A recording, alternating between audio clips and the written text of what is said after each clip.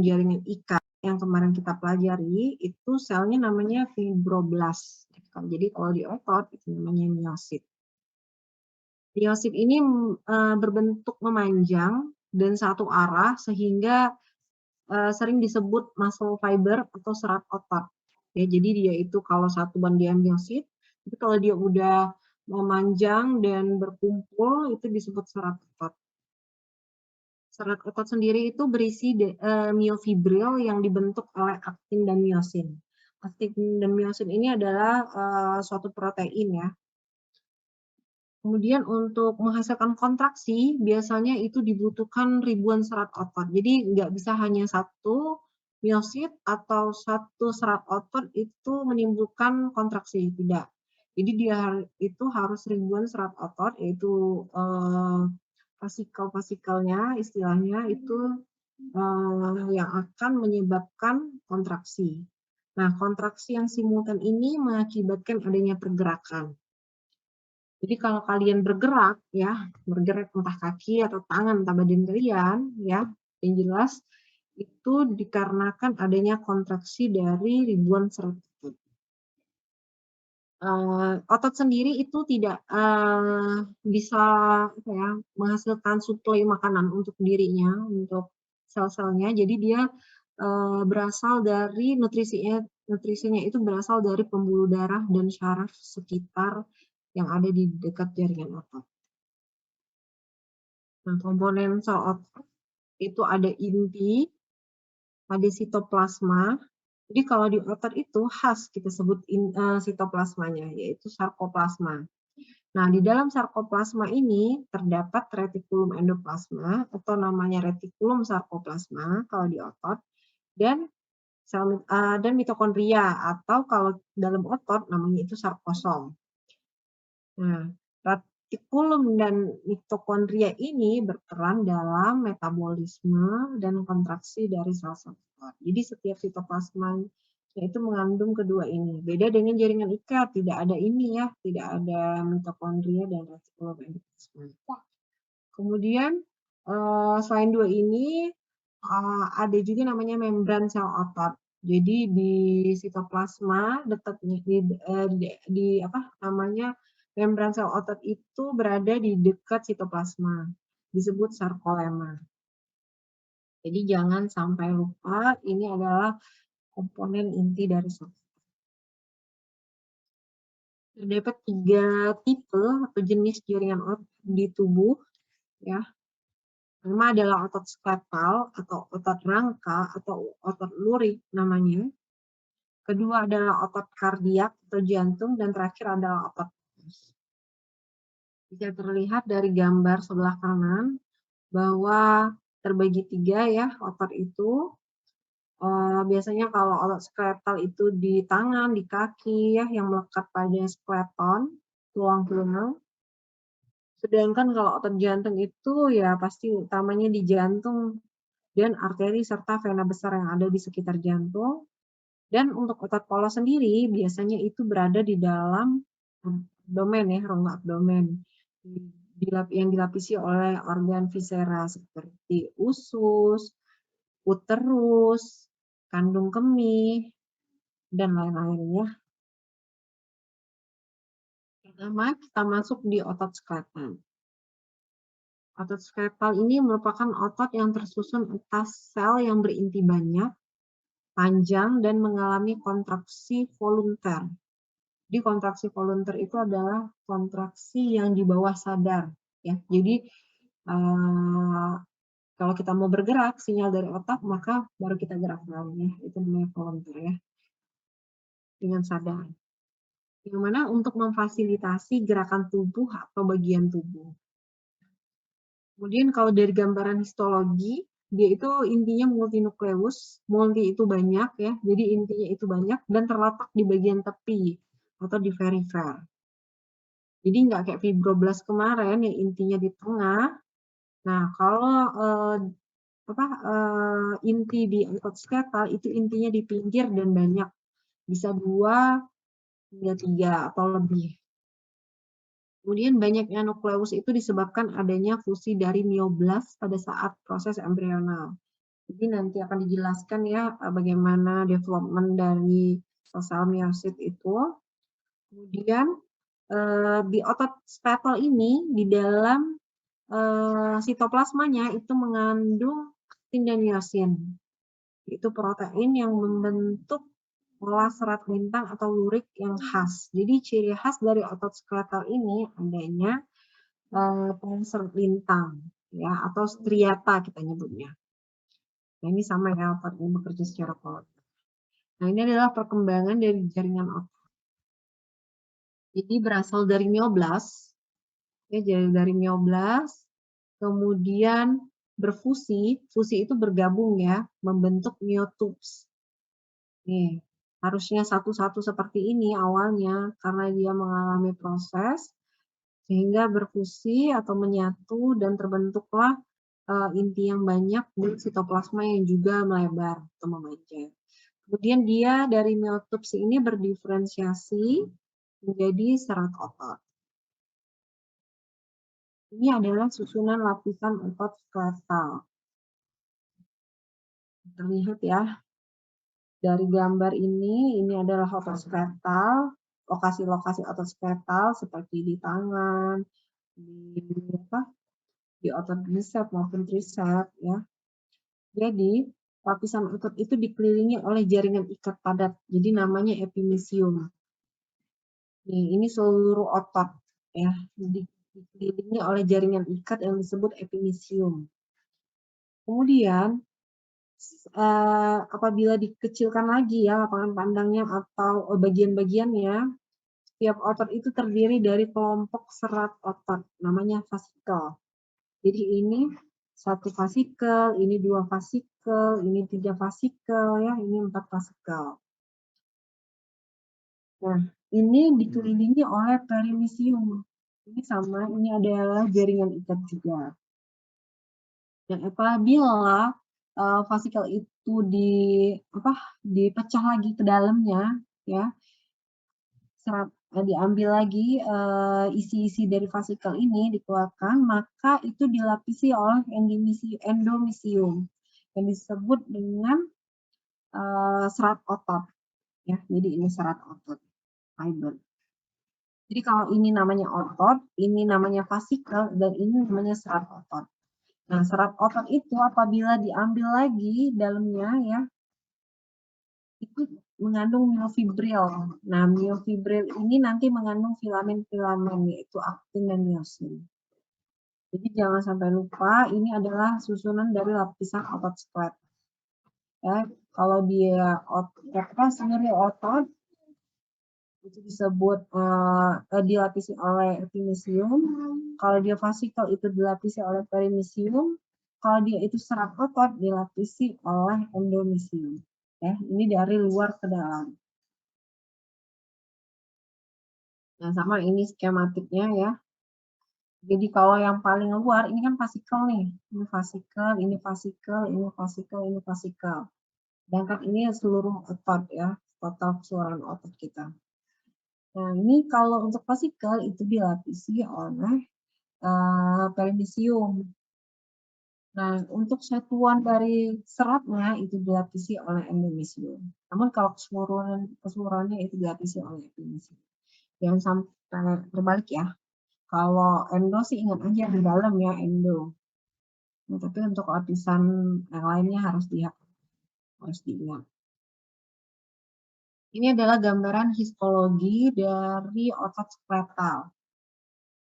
Nah, ini juga kalian lihat ya kalau ini adalah satu fasikel yang dilapisi oleh perimysium. Kemudian kita ambil seratnya, serat ototnya. Ini dilapisi lagi oleh endomysium. Jadi serat otot ini, serat otot ini. Dilapisi oleh endomysium. Ini juga lihat lah ya. Dan ini adalah inti-intinya. Inti-inti dari sel otot ini. Yang disebut dari miositnya. Ini intinya banyak. Jadi dalam satu serat otot itu bisa 2 hingga 3. Nah, yang ini aktin miosin ini nanti ini akan ada namanya bagian sarkomer. Nanti kita akan jelaskan ya diagramnya. Kemudian ini adalah susunan miofibril dalam otot skeletal. Jadi miofibril itu adalah suatu struktur yang berbentuk silinder pada serat otot yang terdiri dari filamen-filamen atau kita sebutnya miofilamen. Jadi ini loh miofibril tuh ini. Nih. Ya. Ini miofibril. Jadi kalau diambil lagi nih dari serat otot, diambil lagi satuan-satuannya, itu ada namanya miofibril. Miofibril itu dibentuk dari miofilamen, ya, yang terdiri dari aktin dan miosin. Nah, miofilamen ini terdiri dari aktin, yaitu filamen yang tipis, dan miosin adalah filamen yang tebal. Dia terdiri atas ribuan sarkomer dengan karakteristiknya masing-masing. Yaitu di sarkomer itu nanti ada beberapa bagian yang disebut pita yang akan bekerja ketika otot itu mengalami kontraksi maupun relaksasi. Nanti kita bahas ya. Di sini ada dikenal nanti pita A, pita I, pita H, serta diskus Z. Nah, arti sarkomer itu adalah suatu unit fungsional terkecil dari otot. Jadi dia ini adalah bagian paling kecil di dalam serat otot. Ini sama ya. Ini biar bisa kalian bayangkan, ini tadi lapisan epimesium, di dalam lagi sekali dilapisi oleh perimesium, dan yang ini dilapisi oleh endomesium. Nah, ini adalah miofibrilnya. Ini adalah miofibril yang dibentuk oleh miofilamen. Ini filamen semua nih. Nah, inilah ada pita-pitanya. Antara diskus Z dan diskus Z ini membentuk satu sarkomer. Sarkomer itu terdiri dari 4 bagian, yaitu yang pertama pita I, merupakan pita terang, dibentuk oleh filamen tipis, yaitu aktin. Jadi protein yang membentuk pita I itu namanya aktin. Kemudian ada pita A yang merupakan pita gelap dan terletak di tengah sarkomer, dibentuk oleh filamen aktin dan miosin yang tumpang tindih. Jadi kalau I itu hanya aktin, kalau A ini terdiri dari aktin dan miosin. Kemudian ada juga namanya garis M, itu berada di tengah pita A. Kemudian pita H terdiri dari miosin, hanya miosin. Sedangkan untuk garis Z merupakan penghubung antara sarkomer. Sarkomer ini berperan dalam kontraksi dan relaksasi otot. Nah, ini adalah gambaran dari sarkomer yang mengandung 5 area tadi, atau ada pita A, pita I, pita H, garis M, dan garis Z. Ya. Ini kalau kita lihat, ini adalah miofibrilnya ya. Sedangkan ini adalah filamen, ini filamennya, ini filamen. Jadi banyak filamen di dalam miofibril ini. Nah, di antara garis Z dan garis Z ini adalah namanya sarkomer. Sarkomer ini yang berperan dalam kontraksi dan relaksasi. Jadi ini satu sarkomer, ini satu sarkomer, dan ini satu sarkomer. Jadi kalau pita A itu kan merupakan bagian gelap ya. Ini gelap ini, maksudnya gelap ini garisnya. Sedangkan yang ini, yang putih ini adalah terang, yang merupakan bagian dari pita I. Yang terang ini adalah miosin, aktin, ya ini aktin, dan yang pita gelap adalah miositnya.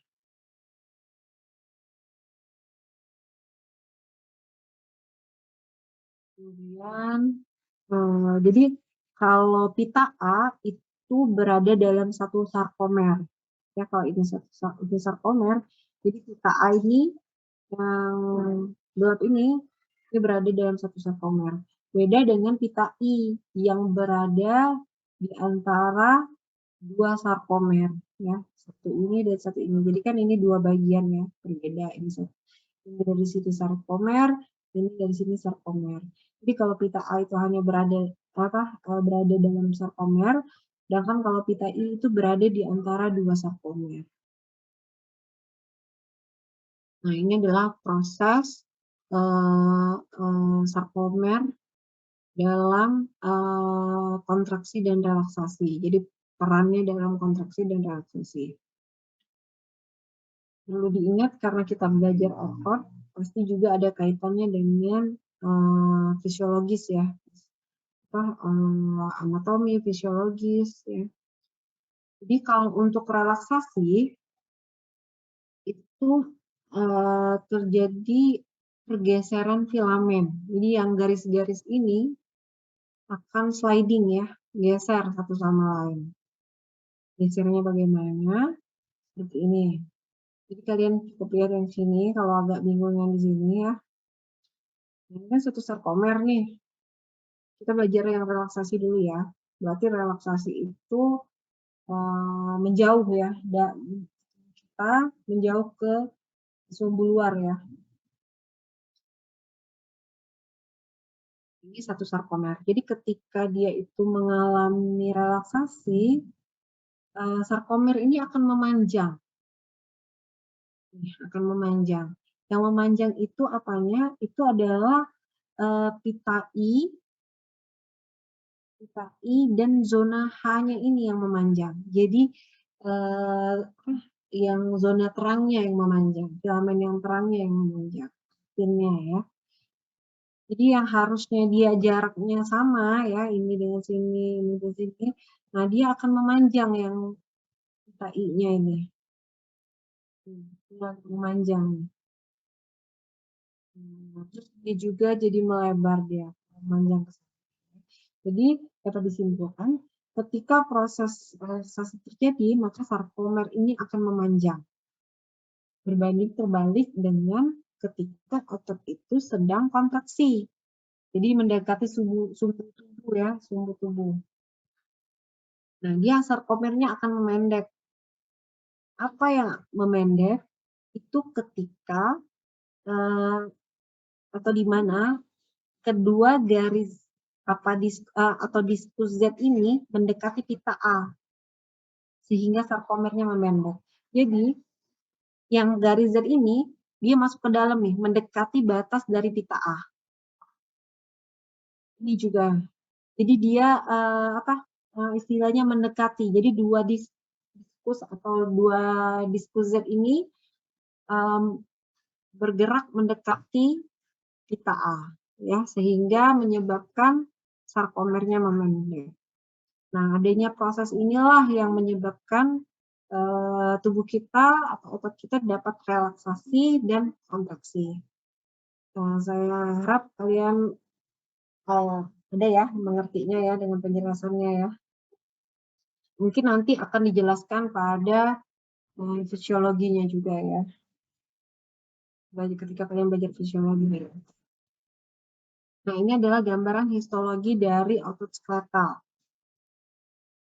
Ini adalah skematiknya ya. Yang di atas adalah potongan longitudinal dan yang di bawah ini adalah potongan melintang atau transverse. Jadi kalau jaringan, anggaplah jaringan itu seperti tabung ya, silinder lah. Nah, melintang itu kalau kita potongnya di tengah, ya itu namanya transverse. Tapi kalau kita motongnya memanjang, itu disebut longitudinal. Nah, di longitudinal ini yang kita bisa terlihat myofibril yang mengandung filamen-filamen. Filamen itulah yang gelap dan terang itulah yang menciptakan sitoplasma sel otot skeletal ini disebut sebagai striata. Ya, jadi ada istilah khas untuk otot skeletal itu sitoplasmanya ada striatanya karena adanya susunan dari area gelap dan terang tadi ya. Nah, ini adalah intinya. Intinya di perifer atau di pinggir. Baik potongan melintang maupun potongan longitudinal, inti dari sel otot ini pasti di pinggir ya. Ini juga nih ada striata nih bilang ini pita terang, ini pita gelap, ini pita terang. Jadi dia tuh apa ya, berurutan gitu ya. Nah, kalau yang di bawah ini adalah gambaran dari otot yang dipotong transverse atau melintang. Dan bentuknya jadi serat-serat ya. Nah, ini kan fasikel tadi namanya, ini bentuknya serat-serat. Nah, di sini juga ada miofibril. Sama aja ya, cuman nanti kalau mungkin di praktikum kalian akan melihat dua potongan ini, jadi jangan sampai bingung ya. Kalau yang ini kan jelas nih, enak nih kita lihatnya. Nah, tapi kalau ini memang agak sulit karena potongannya juga agak tidak terlihat ya striatanya dengan jelas. Nah, ini sama. Ini gambaran histologinya. Ya, jelas banget ya. Jadi nanti pas praktikum, kalau kalian dapat otot, harus cari otot skeletal, harus cari ya. Memang itu benar otot skeletal atau bukan, harus dinilai dari sitoplasma dari sel otot itu ya. Ada garis-garis seperti ini. Nah, udah ketemu ini, atau udah pernah lihat ini, insya Allah kalian bisa ingat terus ya. Kalau ini adalah histologi dari sel-sel otot seperti ini. Sama ya. Ini adalah potongan yang melintang. Ini dan miofibrilnya ya. Jadi agak susah untuk melihat striatanya kalau potongan melintang seperti ini. Oke, kita masuk yang kedua, otot jantung. Otot jantung ini adalah otot lurik yang kontraksinya bersifat involunter. Jadi tanpa disadari. Ya, di bawah alam sadar kita. Involunter. Dan hanya terletak di jantung dan pembuluh darah besar yang ada di jantung. Otot jantung ini memiliki sifat yang berirama dan kemampuan untuk berkontraksi secara spontan. Karena dia bekerja sama atau dikaitkan dengan kerja syaraf otonom. Beda kalau otot skeletal itu dipengaruhi oleh saraf motorik ya. Kemudian untuk otot jantung ini mengandung banyak mioglobin. Jadi dalam ototnya itu banyak kandungan mioglobin. Karena seperti kita tahu bahwa jantung itu membutuhkan oksigen yang sangat tinggi ya. Jadi sehingga banyak kandungan mioglobinnya di dalam jantung itu. Ini sekilas tentang anatomi jantung dan histologinya, bahwa jantung itu terdiri dari dua ventrikel kanan dan kiri dan dua atrium yang ada di atas. Di mana dinding ventrikel itu lebih tebal dibanding atrium. Ini adalah perannya ya, peran dari ventrikel dan atrium. Yang mana ventrikel kanan dan kiri itu memompa darah, yaitu masing-masing ke paru dan bagian perifernya ya, bagian tubuh lain. Kemudian atrium kanan dan kiri itu menerima darah masing-masing dari tubuh dan vena pulmonaris. Oleh karena itu, kenapa ventrikel ini dindingnya tadi lebih tebal, khususnya di ototnya. Kemudian dinding dari keempat bilik jantung ini terdiri dari 3 lapisan, yaitu endokardium di dalam, miokardium di tengah, dan epikardium di luar. Jadi sama kayak lapisan dari pembuluh darah yang kemarin kita pelajari ya. Cuma beda istilah penyebutannya kalau di jantung. Endokardium ini terdiri dari selapis sel endotel pipih, jaring ikat, dan usus polos. Nah, yang kedua itu adalah lapisan miokardium. Lapisan inilah yang kita pelajari ototnya ya. Terdiri dari sel-sel otot jantung yang berlapis-lapis mengelilingi jantung. Dan pada ventrikel lapisan miokardiumnya lebih tebal dibanding itu karena fungsinya memompa darah. Kemudian untuk epikardium atau yang berada di lapisan visceral, ini dilapisi oleh selapis epitel pipi mesotel yang ditopang oleh selapis jaringan ikat. Nah, ini adalah gambaran histologi dari endokardium, subendokardium, dan miokardium pada ventrikel dan atrium jantung. Ya, ini pada ventrikel otaknya lebih tebal, dan yang kanan adalah pada atrium jantung. Belajar histologi keseluruhannya ini nanti kalian akan bahagia di blok sirkulasi di 1.3. Kalau sekarang kita cukup membahas di otot jantungnya saja. Ini adalah gambaran dari bagian miokardium atau otot jantung. Jadi kalau di otot jantung itu juga memiliki sarkomer yang terdiri dari filamen aktin dan miosin. Namun dia terdapat struktur tambahan ya. Jadi dia tidak hanya sarkomer yang terdiri dari filamen aktin dan miosin, dia juga terdapat adanya struktur histologi tambahan. Itu namanya intercalated diskus ya, atau disintercalated. Yang mana peran intercalated diskus ini adalah sebagai penghubung antara sel satu atau sel otot jantung satu dengan otot jantung yang lainnya. Ya, ini penghubung. Ini penghubungnya ini apa? Yang merekatkan satu serabut dengan serabut lainnya. Karena dia tidak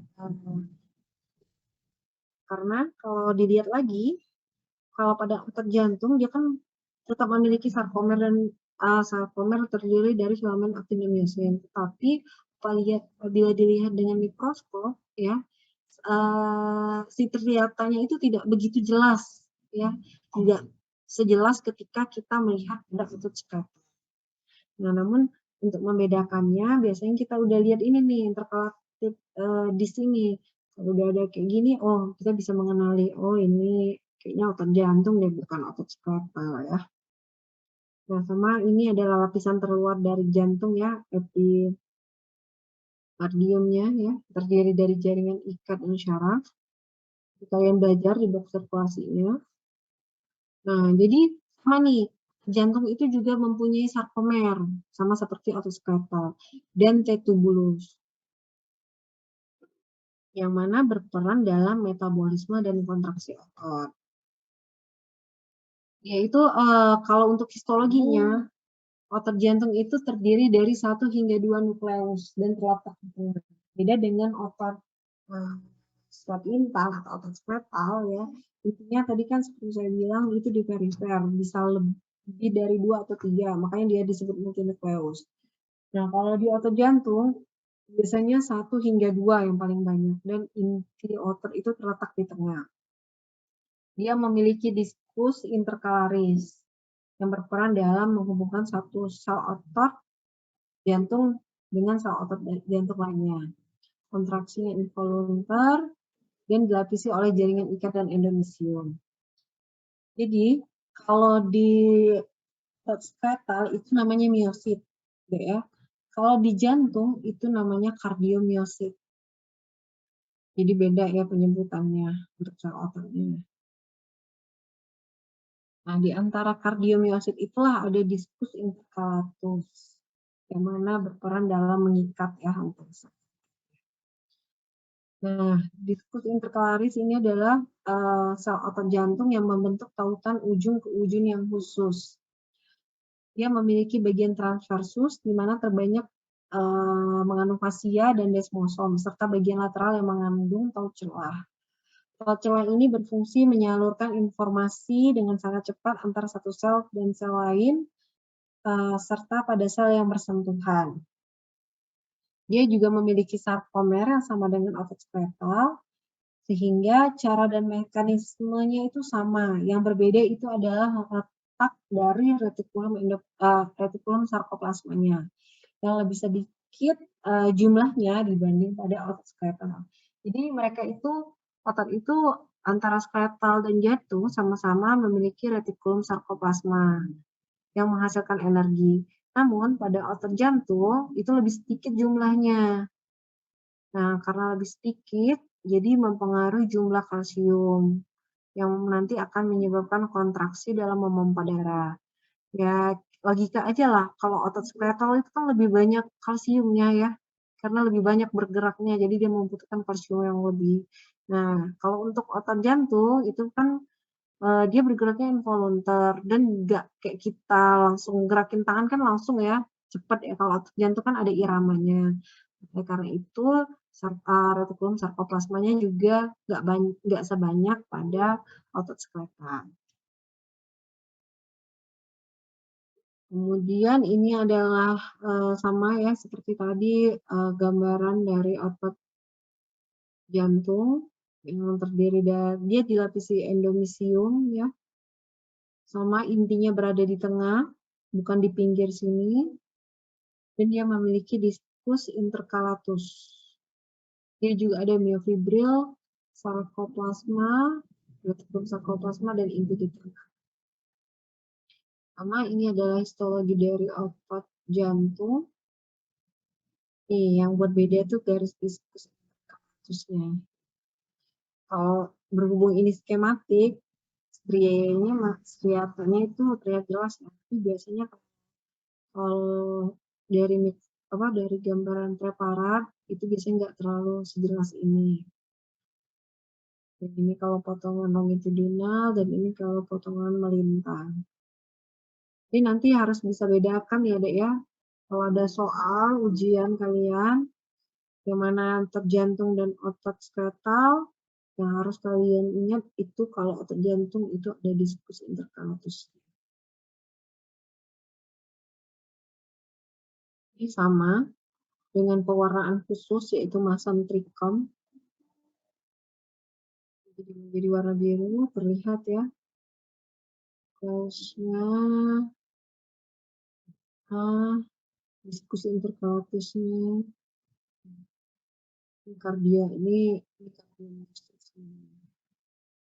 dan ciri khas lainnya adalah kalau otot jantung itu bercabang, beda dengan otot polos, otot skeletal, dia susunan 1, 2, 3, 4 lebih teratur. Nah, kalau otot jantung dia itu bercabang.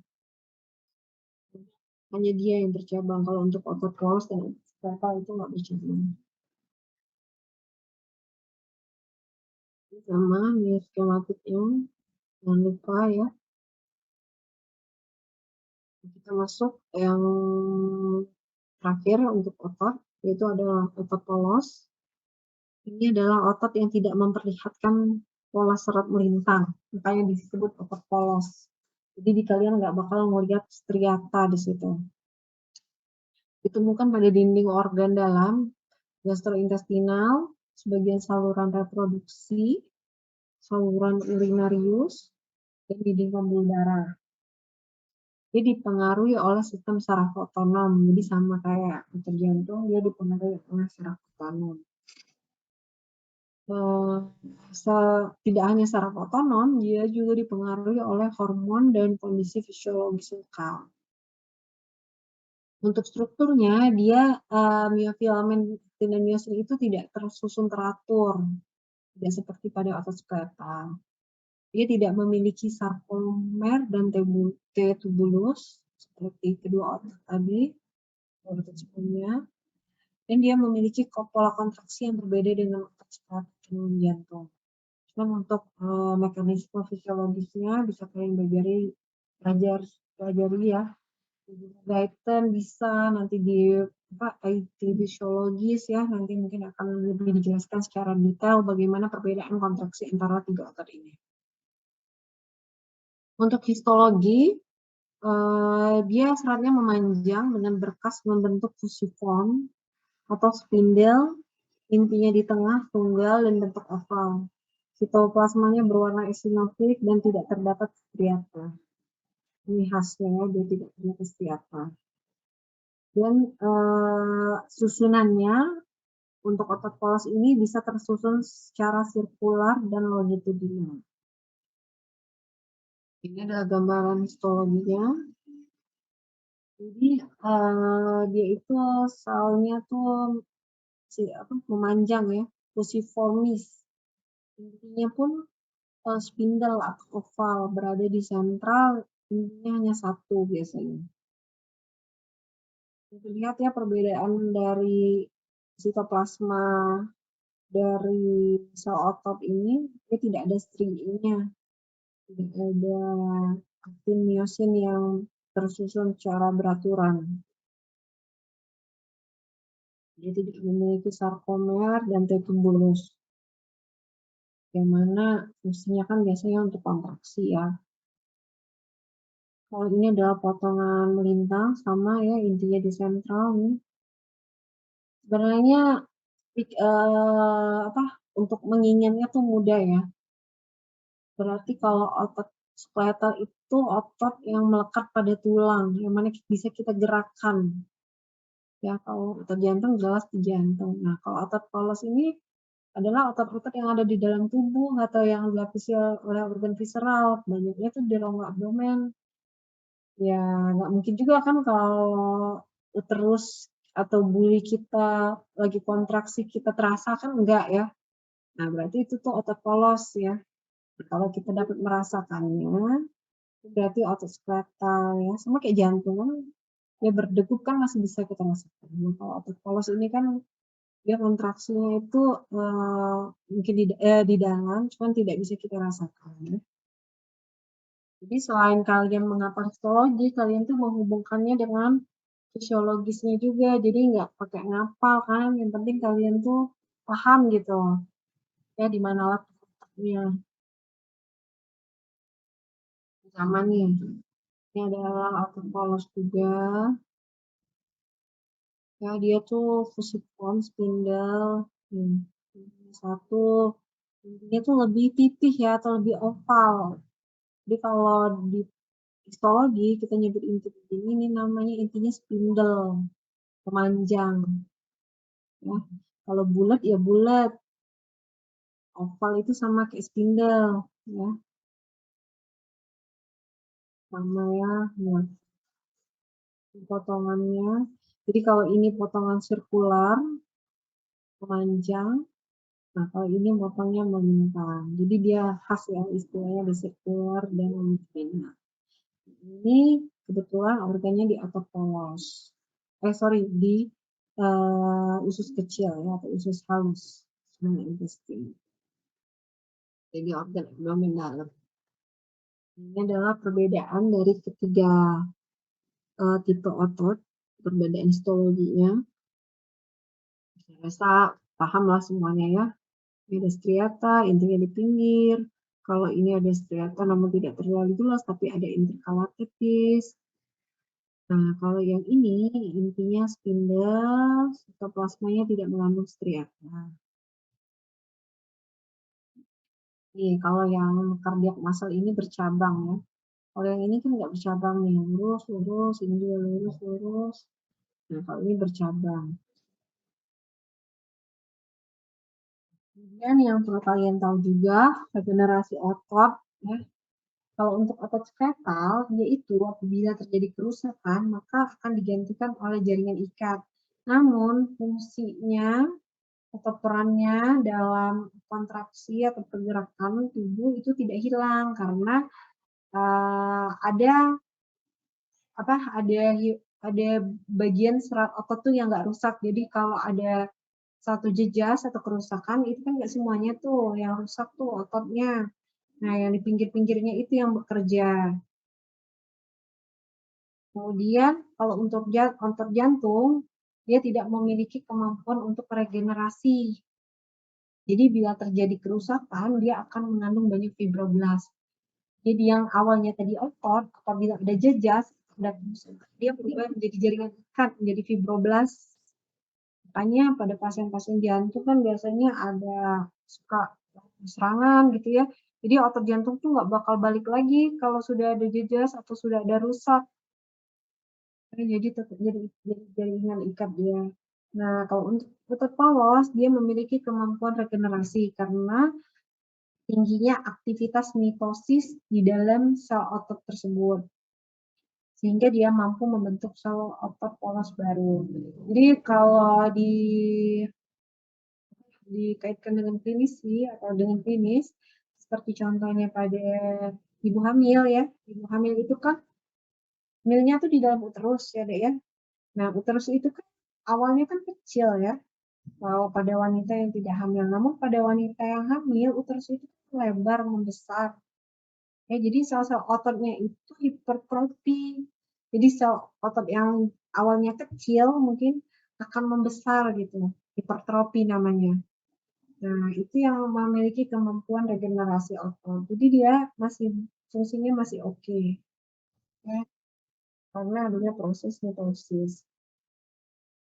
Nanti kalau sudah melahirkan kan ototnya ngecil lagi, kempes lagi, ya itulah namanya regenerasi ya. Ini untuk kalian baca perbedaan antara otot skeletal, cardiac, dan smooth muscle ya, berdasarkan seratnya, kontrolnya, lokasinya, ada nggak striatanya, nukleusnya, mengandung sarkoplasmik retikulumnya, atau ada diskusi intergalaktisnya ya, dan regenerasinya. Ini lengkap, jadi kalian dari banyak slide yang saya jelaskan tadi, mungkin kalau lihat satu PowerPoint ini sudah mencakup semuanya. Oke, kita masuk ya ke jaringan yang kedua, yaitu jaringan lemak atau adiposa. Ini merupakan eh, sel lemak ini memenuhi 15-20% komponen tubuh normalnya ya. Beda dengan orang obes pasti lebih dari 20%. Jadi selagi kalian lemaknya 15-20%, kalian nggak bisa dibilang gemuk, itu masih normal. Asalnya ini berasal dari jaringan mesenkimal yang tidak berdiferensiasi menjadi lipoblast dan apabila matur disebut adiposa. Susunannya rapat antar sel sehingga membentuk struktur lobulus. Selain sel adiposa, itu didukung oleh komponen lain yaitu satu jaringan ikat, endotropoplastis pembuluh darah, dan sel mas. Yang biasanya ada di pinggir-pinggir dari jaringan adiposa itu ya. Terdapat dua jenis jaringan lemak, yaitu lemak putih dan lemak coklat. Peran lemak ini sendiri, eh, perannya sendiri secara garis besar itu adalah tempat penyimpanan dan metabolisme lemak dalam tubuh. Yang pertama ini mesenkimal, jadi baik jaringan ikat, jaringan otot, jaringan tulang, jaringan lemak itu berasal dari sel mesenkimal, bukan dari sel epitelial ya, ingat ya. Kalau ini menjadi fibroblast ya, kalau dia berdiferensiasi dari pre-adiposa, dia akan menjadi adiposa yang akan terbagi menjadi dua tipe lagi, akan diferensiasi lagi. Multilokular adiposa atau disebut lemak coklat, dan unilekular adiposa atau lemak putih. Bedanya apa? Kita bahas satu. Pertama jaringan lemak putih dulu.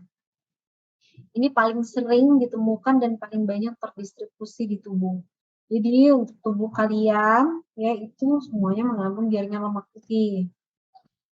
Nah, yang mana kalau sel lemak itu disebut adiposit ya apabila dia tunggal.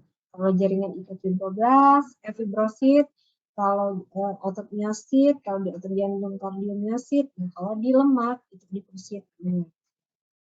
Nah, apabila dia sudah berkumpul adiposit itu disebut jaringan lemak atau adiposa.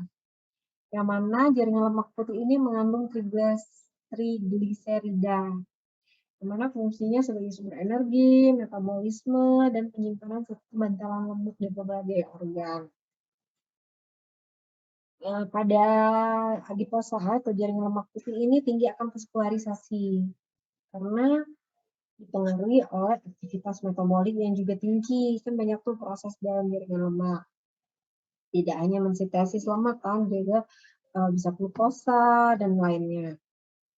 Biasanya untuk jaringan lemak putih ini bisa kalian jumpai di lapisan subkutan, abdomen maupun retroperitoneum. Nah, untuk histologinya, yaitu terdiri dari lobulus atau kelompok-kelompok sel adiposit yang dipisahkan oleh sekte jaringan ikat. Untuk sel adiposit ini bentuknya poligonal, ukurannya 100 sampai 120 mikron. Intinya di tepi karena terdesak oleh sitoplasma yang berisi lipid. Dan sitoplasmanya itu jernih bervakuol. Jadi sebenarnya kalau untuk jaringan lemak itu kan kalau histologinya tuh bolong aja kita lihat ya. Gimana? Kayak ini ya. Sitoplasmanya tuh kosong ya. Ini kan sel nih, satu sel nih. Ini inti, ini sitoplasma. Sebenarnya bukan kosong. Dia itu pada saat processing dari jaringan dipotong kemudian bisa dibaca di preparat itu mengandung bahan-bahan bahan kimia yang mengandung lemak sehingga lemaknya itu disis atau hancur di dalam preparat itu. Jadi seolah-olah seperti tidak ada isi. Sebenarnya lemaknya itu disis duluan pada saat processing ya. Nah, ini kalau lemak putih ini terdiri dari ini bentuknya poligonal ya, poligonal walaupun sebenarnya bulat ya. Tapi kalau secara teori itu poligonal dengan intinya di perifer satu dan sitoplasma berisi lipid. Kalau kita sebutnya biasanya jernih bervakuol. Nah, seperti ini jaringan lemak. Ini lemak matur ya, adiposa ya, bukan lipoblast. Ini terlihat nih ya, intinya, nih sitoplasmanya. Nah, dia itu susunannya rapat, satu adiposit dan adiposit lainnya itu tersusun rapat. Tidak hanya inti, di antara jaringan lemak ini kan kayak akan vaskularisasi karena aktivitas metabolisme yang tinggi. Jadi di antara sel adiposit ini banyak vaskularisasinya, banyak pembuluh darah. Ini contohnya, ini pembuluh darah, ini pembuluh darah, ini pembuluh darah, ini pembuluh darah. Ya, kalau dari sini ini pembuluh darah, ini pembuluh darah, ini pembuluh darah. Ya, yang ngasih nutrisi atau suplai ke jaringan lemak ini. Nah, sama ini adalah histologinya. Ada banyak pembuluh darah. Biasanya kalau dia pada organ retroperitoneum, biasanya ada lapisan jaringan ikat yang disebut mesotelium. Memang ini adalah pewarnaan dari sel lemak yang diwarnai dengan sudan 4. Ya, jadi kadang kan kalau suatu jaringan nih, kita nggak tahu nih asal-usulnya dari mana, orang bedak, jinnya juga nggak kasih tahu dari mana jaringannya. Nah, jaringan lemaknya itu nggak terlihat jelas di bawah mikroskop preparat kita. Cuman kita ada feeling nih, ini sepertinya dari jaringan lemak ya, tapi kok nggak seperti jaringan yang biasa kita lihat. Nah, biasanya kita butuhkan pemeriksaan tambahan. Pemeriksaan tambahannya itu dengan cara memulas memakai sudan 4. Ya, kalau pakai sudan 4, biasanya terwarnailah sel-sel lemak tadi. Nah, barulah kita memiliki keyakinan, oh memang berarti ini dari sana. Ya, biasanya untuk kasus-kasus sulit atau sulit untuk melihat morfologi sel itu dengan pasti, biasanya kita butuhkan pemeriksaan atau pemeriksaan tambahan. Kemudian kita masuk ke jaringan lemak coklat. Sama ini asal-usulnya juga dari mesenchimal. Namun, untuk jaringan lemak coklat ini paling banyak ditemukan pada saat masa embriogenik atau pada saat neonatus. Ya. Jadi kalau pada saat bayi baru lahir itu banyak dari kandungan tubuhnya itu mengandung lemak coklat, yang mana akan menghilang saat kanak-kanak dan digantikan dengan jaringan lemak putih. Jadi fungsinya ketika mengapa dia pada bayi itu mengandung banyak lemak coklat, karena bayi itu kan dari dalam rahim tuh dikeluarkan ke udara ya. Nah itu hemodinamik atau metabolismenya sangat lemah ya, sangat rentan, sehingga dia membutuhkan suatu mekanisme penghangat untuk tubuhnya. Nah, itulah fungsi dari lemak coklat. Itulah alasan mengapa pada bayi banyak lemak coklat, karena fungsinya untuk mengatur panas tubuhnya lebih baik ketimbang lemak putih. Selain pada neonatus, ini juga banyak ditemui pada hewan-hewan yang habis hibernasi, ya seperti beruang atau apa yang musim dingin gitu hibernasi, itu banyak mereka mengandung lemak coklat. Sama fungsinya itu untuk mengatur panas tubuh. Jadi mereka tidak kedinginan gitu ya. Nah, distribusinya itu pada tubuh lebih terbatas. Jika masih bertahan, tidak hilang lemak coklat ini pada dewasa, maka biasanya ditemui pada leher, mediastinum, dan aksila. Tapi biasanya jarang ya. Kalau nggak udah digantikan jaringan ikat, bisa jadi digantikan oleh jaringan lemak putih.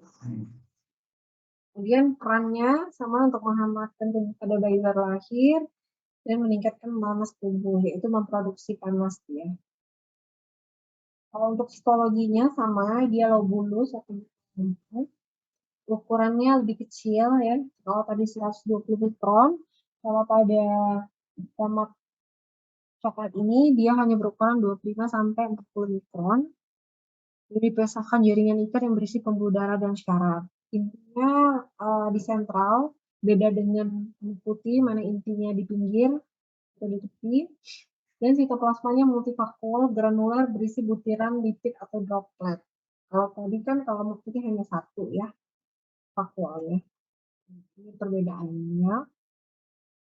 Jadi kalau di lemak coklat, seperti ini nih. Di dalam sitoplasmanya itu banyak mengandung butiran lemak. Intinya di tengah. Ini biasanya ini jaringan pada bayi ini ya. Ini lemak coklat semua nih. Ini lemak coklat. Ya. Kalau yang ini adalah lemak putihnya.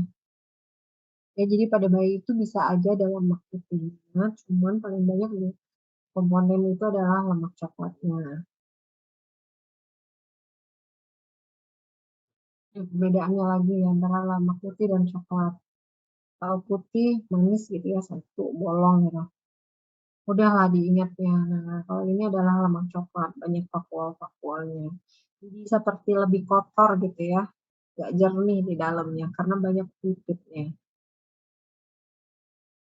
Nah, ini adalah lemak putih,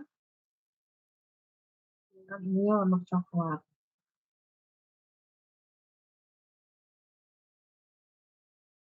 Ini adalah pewarnaan khusus atau pewarnaan tambahan untuk menegakkan sel lemak apabila sulit kita diagnosa.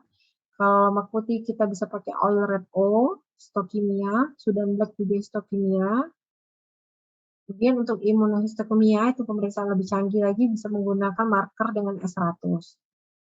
Sedangkan untuk lemak coklat itu hanya menggunakan imunohistokimia yaitu dengan S100 dan CD31. Oke, sekian penjelasan mengenai jaringan mesenkimal 2. Stop share dulu.